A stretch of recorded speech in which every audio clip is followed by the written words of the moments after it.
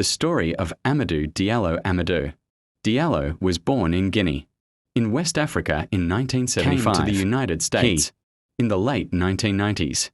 Hoping to work, study, and build a better life, he lived in the Bronx, worked as a street vendor, and was known by friends as quiet, polite, and ambitious.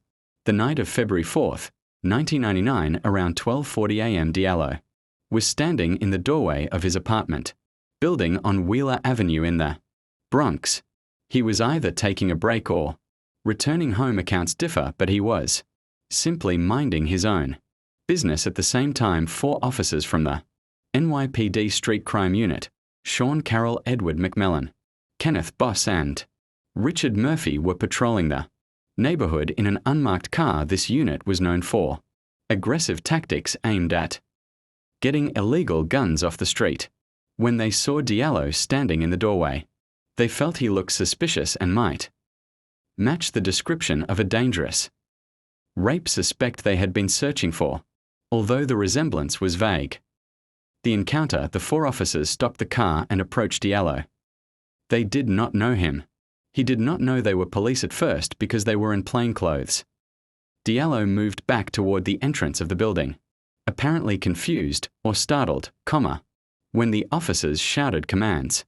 He reached into his pocket, likely trying to show his wallet or ID. Officer Carroll shouted that Diallo had a gun. The shooting within seconds. The situation spiraled, the officers opened fire. They fired 41 shots in just a few seconds.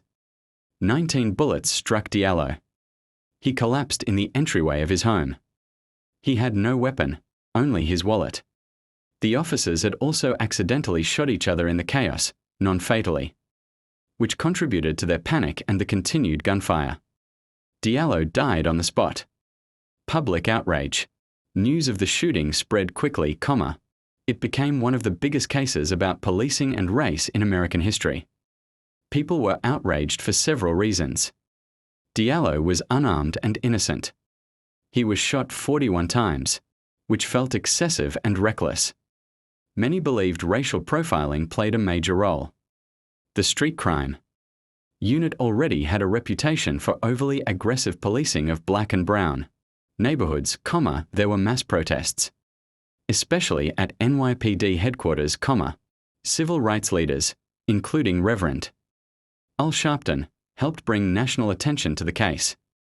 The trial, the 4 officers were charged with second-degree murder, reckless endangerment. Because of concerns about public pressure, the trial was moved from the Bronx to Albany, in 2000. After a high-profile trial, the officers were acquitted of all charges, the judge ruled that while the outcome was tragic, the officers' actions did not meet the legal threshold for murder, because they claimed they genuinely believed Diallo had a gun. Aftermath. Diallo's family filed a civil lawsuit and received a settlement. From New York City. Rest in peace, Amadou Diallo.